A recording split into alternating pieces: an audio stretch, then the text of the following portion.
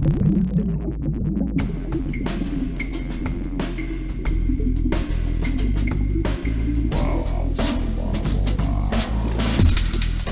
listening to ArTEEtude, a podcast with artists created and produced by Detlef Schlich, a visual artist and ritual designer, living and loving in West Cork, and best known for his essay about the cause and effect of shamanism, art and digital culture.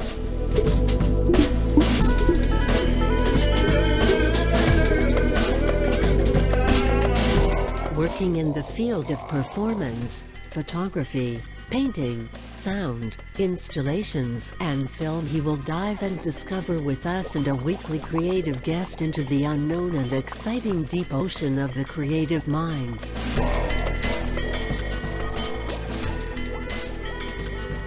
This is Detlef Schlich, and today we dive into the unexpected and exciting ocean of the creative mind with an old artist from Cologne, and I'm looking so forward to speak with him because I think I didn't speak with him 30 years or maybe longer. It is Bernd Franco Hoffmann. Hi, Bernd.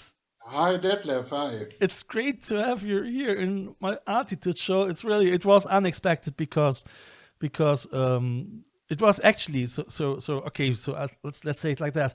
I had Dominik van Zenger in the last week here, and Dominik van Zenger used to be in projects together with Can and then with Dunkelziffer as guitar player, Damo Suzuki, Jacke Liebezeit, etc. So and Bernd he saw that and he dropped me a note. I had a chat with Jacke Liebezeit as in my times as I used to be a music journalist, and shall I post an image of me and actually it was Jacke, it was Jacke, no? On Jacke and Philip Boa. Yeah, on Facebook. I said, yeah, that would be cool, that would be great. So he did it, and so we came actually more than less back into our talk. Yeah, and I was quite excited. And the other thing is, just to say to Bernd is a musician as well. And we used to live very close together in Mülheim in the, what was it, the 80s, no? Yes, the middle of the 80s. I think so, 1984, 1985, yes. So at this time, 1983, yes, okay, yeah. That must be, yes, okay, yeah. At most of the time, yeah. In the Hafen Street, yes, genau, in Cologne-Mülheim. Hafen Street, and again, sorry for the bad quality here. So it is we phone between Cologne and Ireland. I don't know why it is, but it should be okay. You should understand it, so that's fine. Yeah, in the Hafen Street, and the Hafen Street was a street with a U-turn, and it was very, very wild and somehow alternative. And I came over there and started already with my graffitis because it was a huge wall as a barrier, as a flat barrier actually, in order to defend us from the River Rhine, because we often had quite high water crises over there as well. So it was a very, very wild, alternative and rock and rollish time. Bernd had at this time as well his band, and what I'm gonna do is in these three parts. So I will talk with him about all that things about the time in the 80s with his bands, as well with Renania, where Dominik van Zenger had his Jaja Club time, and we had our rehearsal room. But due to the fact that Bernd has at Saturday, Saturday actually, so very briefly, a reading about his last, or actually his new book, is that we start with this actually. So my introduction to Bernd is actually musician, a music journalist, and many other things. So we dive with him into the creative mind. So which is really great. I must say his book, he can introduce it in a second by himself. But I've researched, and that's quite funny. I've researched just about 10 minutes ago, and I watched the film The Dirt, and The Dirt is a half. It's actually somehow biographical movie about Mötley Crüe. Mötley Crüe.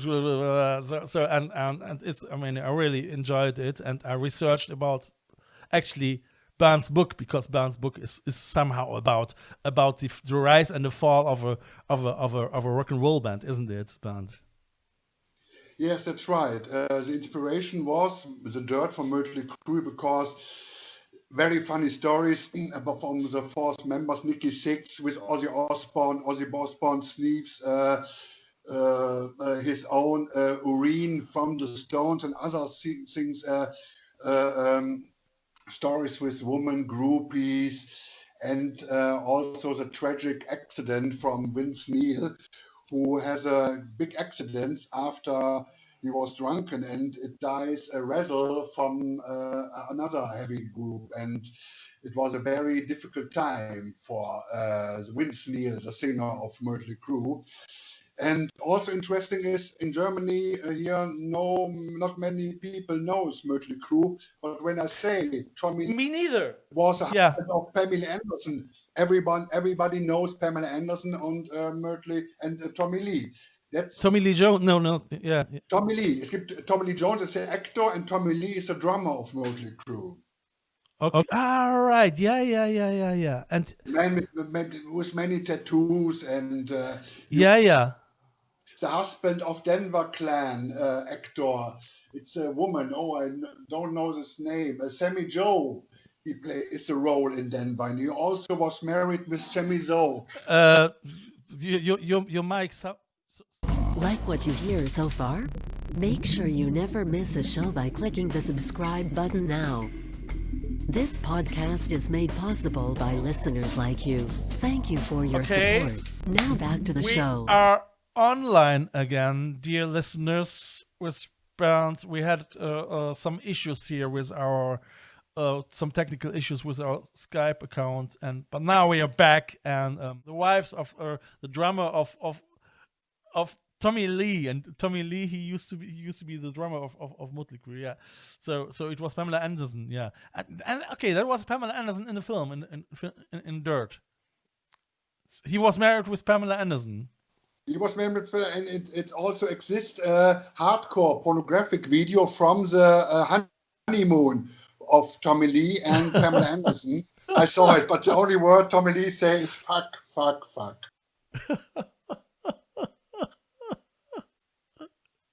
It's illegal bootleg cape where anybody steals from the boat or so on. And it was available in video shops, yes. All right. Pamela Anderson on Honeymoon. Hardcore pornographic movie, yeah. But who put this movie online? Was it her, or who was it? It was online. It was as a video cassette. You can bought it in Videotheken in Germany. Also, you go into a video shop and you can bought it. You can buy it. Yeah. You can buy it. The video cassette. Yeah.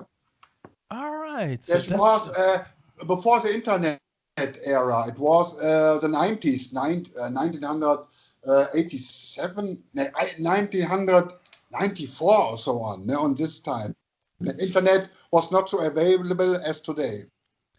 You know what? I mean, I think I read it somehow, but I thought all that gossip, and I was not really. I don't know why I'm interested in that, but it sounds really very funny. I didn't. So she put it. Who filmed it? I don't know. They have self-filmed it. Tommy Lee laid the camera on the boat, and they filmed.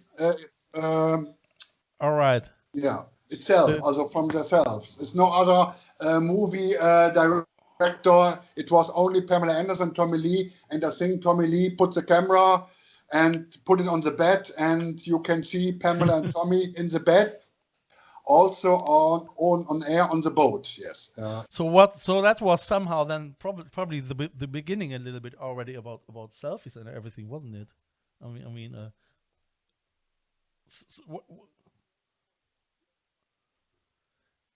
Yeah. So okay, back to the book, because that's Bernd books: Sex, Drugs, and Symphonies. It's coming So soon. Yeah, yeah. so you were inspired by the Dirt, by the film The Dirt. And another group, it was my favorite group all the years, Emerson, Schlich and Palmer. Yeah. It's also a trio. Adrian Wigbert and Tyler is the group in Sex, Drugs and Symphony. They make Yeah. progressive rock, keyboard orientated, with many synthesizers, organs, dynamic grand piano, big drums, percussion castle. Percussion Castle. Yes, he has a percussion castle with real sharks. The sharks What? swimming around the percussion castle. Okay, So that's Steven Tyler, the drummer. that was real. That was the idea in my book. Manchmal ist eine Lampe mehr. Oh, my book. Okay, it was the idea in my book. Yes, and also a trio. It had the best time from 1970 to 1974. There was a big time when progressive rock, psychedelic rock, bands like Yes, Led Zeppelin was big, Rolling Stones, but Adrian Wigbert and Tyler is bigger than all the other groups, with great albums, Westwake, Tour de Farce, and the great concept album, Europire. Okay, that's all overall. Yes, it was inspiration for the book, Sex, Drugs and Symphonies. Yeah? Wow. Greater than Michael Jackson later, or Eagles, Hotel California, and this is the best, you know. Wow. It's a super group. Okay, I mean, that's the story behind. But I must say, so I missed a little bit Emerson, Lake and Palmer somehow. I don't know why. I mean, I know a couple of songs, but it was not one of my favorite bands. I mean, it was a super group, I know, but I don't know why actually. So they were okay. I mean, born 1962. So you used to listen a lot to Emerson, Lake and Palmer, then probably, didn't you? Yeah, it's interesting. No other group was so famous, and no other group sang so down and was so without success after 1978. But I listen today to Emerson and Palmer. It's an inspiration. Two members are dead. Keith Emerson makes suicide with a gun, and Greg Lake dies about cancer death. And Carl Palmer is the only from Emerson and Palmer who lives, and he makes music today. Yeah. And he actually he had a remake of his band as well. I mean, of Palmer and two other guys, and they went on tour. I think 2015 it was the last time, wasn't it? Yeah, it's a Carl Palmer band. I have a funny story as music journalist with Carl Palmer. I can tell later. It was very horrible. It was unbelievable. Yes, Carl Palmer makes the old Emerson, Lake and Palmer tracks as a guitar, bass, drum trio, but it sounds awful. Okay, so but we saved that for the second part, because or we decided actually to go in this first ArTEEtude talk with Bernd more about the book, and I mean, sure, the inspirations of the book, because he has a reading on Saturday on Facebook. But what I'm gonna do is as well, I'm gonna put this link into my subscription here. So if you guys want to have a little snippet and a little preview of the content of the book, so join in on Saturday. It's I think 7:00. Is it 7:00? Online? That's right. Yeah. But it is on German. Probably he will read it on German. Is there? Can we await an English version as well of the book? Yes, I work on. I must look only German issue, but I hope I can. When it was a success, it can be international. Or I mean, let's say it like this. So if somebody now comes and said, "Oh yes, I would like to translate it into English," shall I get into contact with you? You know, because I mean, yes, that was very good. Yes. Because we got plenty of bilingual native English speakers, or actually vice versa, bilingual or German English speakers who probably maybe are interested, you know. So and the story is a place in America, and England, London, New York City, South America, and so on. Yeah. I mean, you guys, you already. I mean, if you know the German language, you can. There are already snippets as well on Instagram, I think. No? on Bernd's Instagram account on IGTV. It's 10 minutes, 15 minutes. You're reading out of the book already. So I watched it today a little bit as research, which it's really quite funny. So I really like it. And I mean, I must say, watching The Dirt, I watched The Dirt today, and it really, I mean, that's things like this. It is not a myth. So people used to rock and roll, or used to live like this and harder. So as I watched that, I thought really, oh, wow, it is quite. I mean, suffering from being bipolar and all that. I mean, I think all that you need in order to live this rock and roll, because otherwise you I don't know where else you can get this I wouldn't say this animalistic energy, isn't it? Yeah,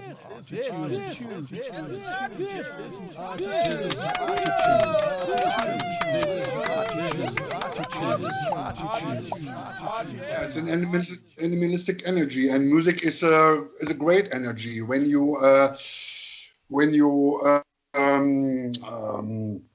like your music, you can live with the music, and it gives you a lot of energy. Yes, that's right. Ne?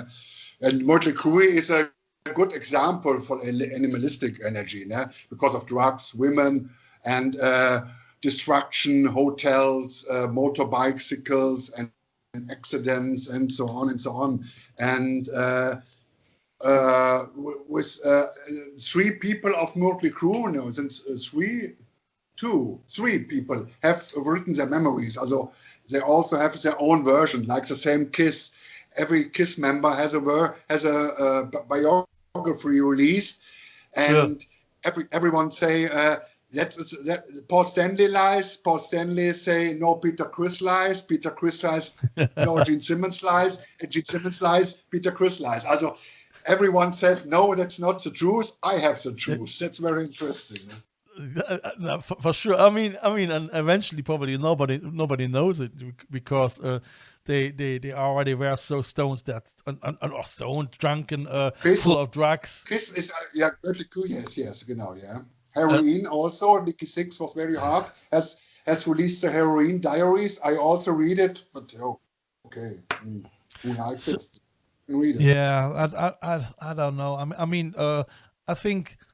My last book what I read in this direction was Charles Bukowski somehow, So I mean he's probably still the generation. What is it? It's not Generation X actually. It is before that. Bukowski did start already in the 60s, didn't he? Yeah. But he was famous in Cologne in 80s. He comes to Cologne and he said the dome smells like piss. That was a very good sentence. The dome smells like piss, but it wasn't us, no? And we didn't. Did I go in the 80s into the Cologne Cathedral? I don't know. So no. What? I'm atheist. I hate religion, and the book is also against religion, capitalism, and fascism. Yeah, it's a communist band, and they come into the eye of the FBI and said, "You are a communist band. You are dangerous." Yes, and also Bukowski. I know the film with Mickey Rourke and the other Faye Dunaway plays also in the movie about Bukowski. That was the last success of Mickey Rourke. Other movies was shit. That was Barfly was the name of the Bukowski film. Bukowski was played by Mickey Rourke. Yes. I think I saw it. It was a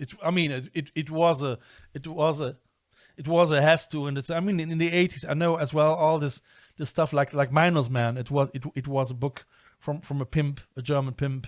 Maybe you know it. Der Minusmann, the Minus Man. Minus Man, yes, I know it. Yes, it was So it was a time in the 80s where I think we used to live sex, drugs, and rock and roll somehow, isn't it? But I mean, a lot of things I can remember that I mean, everyone was trying to be the best and the worst guy and the hardest, isn't it? So and it was, I mean, for instance, the scene in the cult where who was it? David Lee Roth in the swimming pool who was sniffing ants. Yeah, sniffing ants. Ants was her name. Yes, Ozzy Osbourne sniffing ants. Yes, in the dirt. Yeah, that's right. Yeah. Ozzy Osbourne sniffing ants and then licking the piss from the floor as well. Yes. I mean, I must say, his wife Sharon was not there. When Sharon was there, he don't do these things. who is his manager or what? His wife and manager, Sharon Osbourne, was his wife and manager. When she is there, he don't like sweet ants and don't lick the piss off. He only makes it when he was alone. I must say, I mean, I have a friend. I don't call the name now on, but he used to lutsch to eat more or less, but more than to taste just toilet stones. You know this little toilet stones which are in the pissoir. We call it pissoir in Germany. So that's when if you're in a pub, you can pee into it, and they put this little smelling stones, this perfume stones in it, and he was really so stoned that he, I mean, okay, guys, that's a little bit about that's a little bit about the 80s. I think the 80s they used to be very, very, very, I mean 70s as well, but the 80s, the mix of punk bands and of I have to be more naughty than a punk band. Brought everything to the top. I mean, nowadays bands are not like that anymore, isn't it? Also, I think the 80s was a very interesting time in music. The older generation was gone, the progressive music and new music like punk, new wave, or electronic body music, Front 242, Duran Duran, the pop decade begins. Also, commercial success was now in the front row, not the experiments. Yes, Genesis. Okay, Genesis has the luck. Phil Collins has a success, and Genesis could go further. But other groups from the 70s was out. Emerson, yes, a little bit. Gentle Giant, King Crimson. It was a new generation. Depeche Mode, Duran Duran. It was also a very interesting time in instruments. New synthesizer came. The first samplers, first drum machines. Yeah. I go to the train station and I beat steel on steel and to record it and put it in the music. Einstürzende Neubauten, Ministry and all that, no? And also sound groups like Art of Noise. And I was very, I was happy when the first sampler came and you could make boom, krach, boom, boom, boom, krach. Yeah. The full drum set. But interesting is the techno kids came.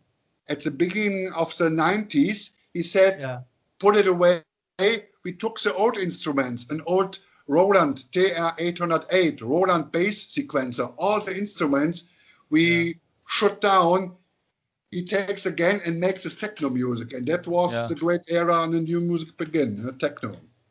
Yeah, I know. I mean, the 90s. I mean, I must say, the techno time was not really my time.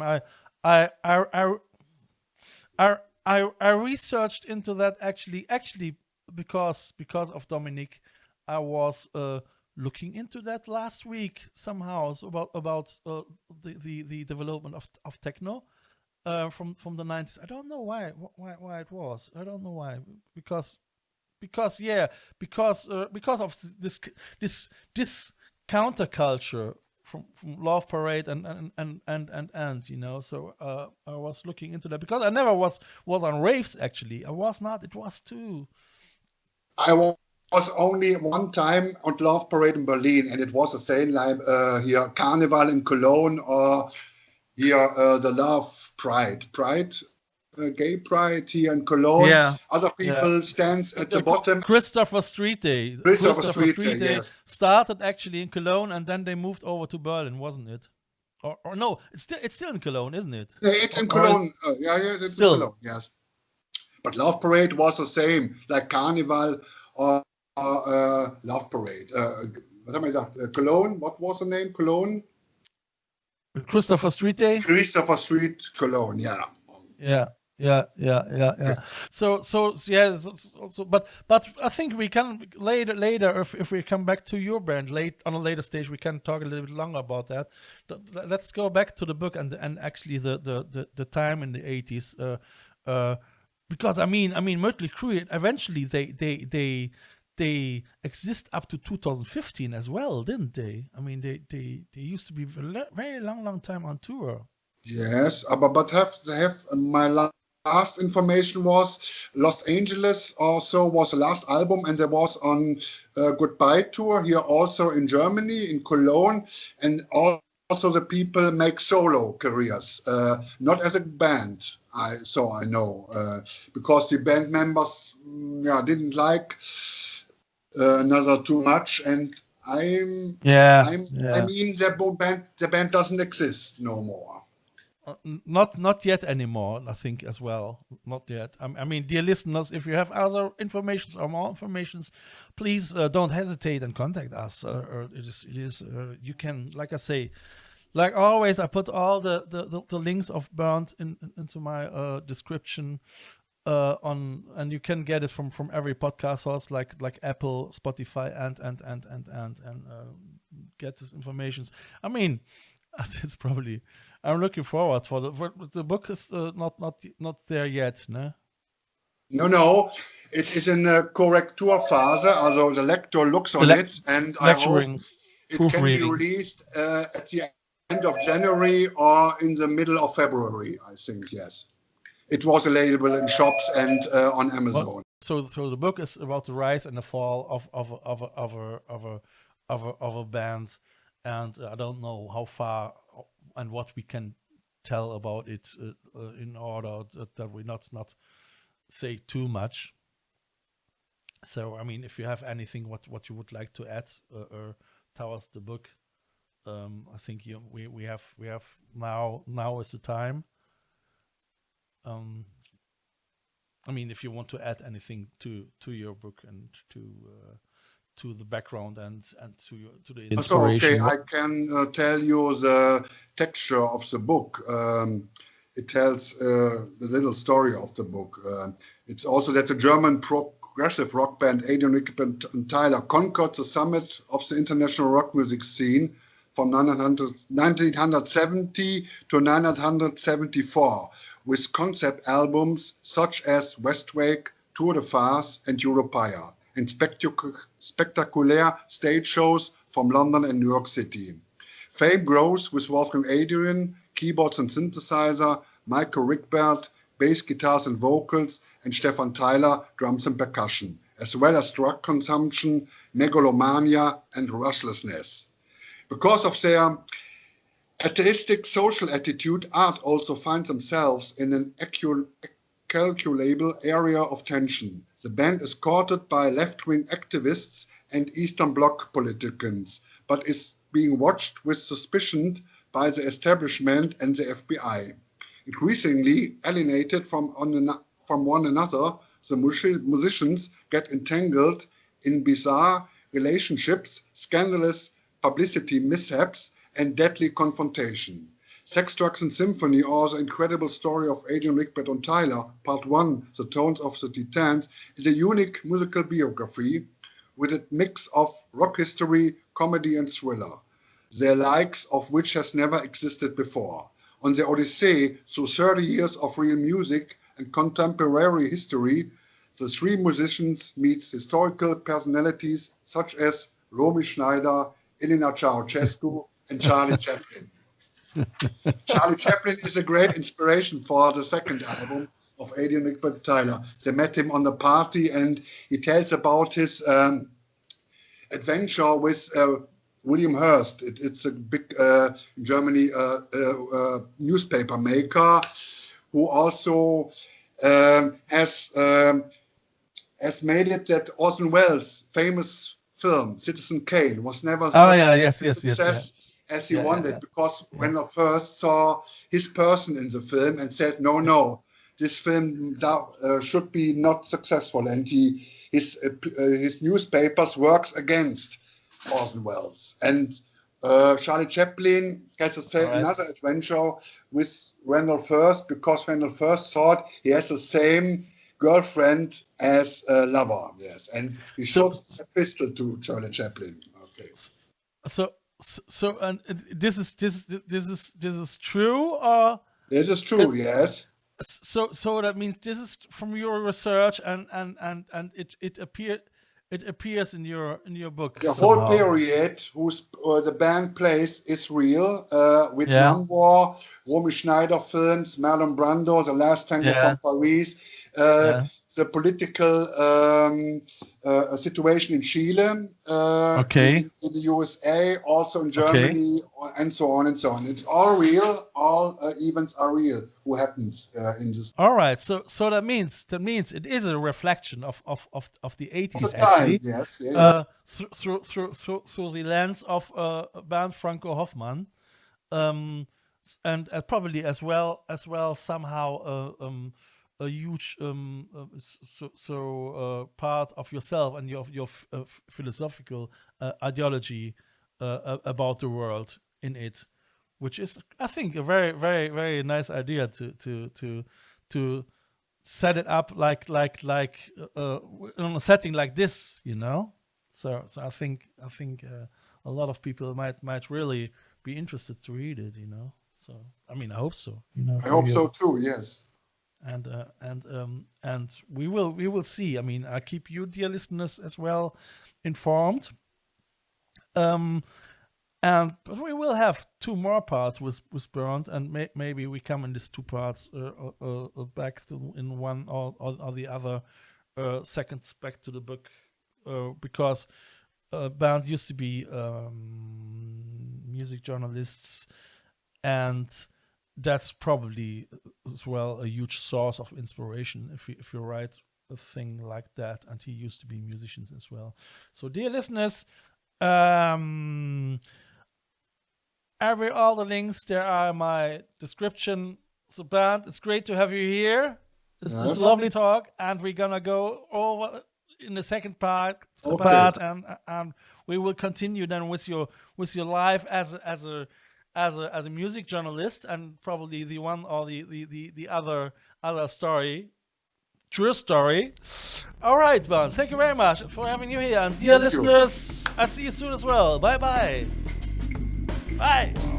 Yeah, bye. This is a listener-supported show. I feel honored if you subscribe this show. You can follow me non-financial with the following click on one of my Instagram accounts, or subscribe the visual version of this podcast on YouTube via the link below. If you like what you hear, be sure to tune in this Sunday for the 3rd part of this ArTEEtude audio triptych. If you want to leave a donation for a coffee or a bus ticket, just follow the donation link via the ArTEEtude podcast account. Eventually, I would like to thank, through this medium, all my members and listeners of the I Love West Cork Artists Network from all over the world. Just to remember myself that without you, this here couldn't and wouldn't happen.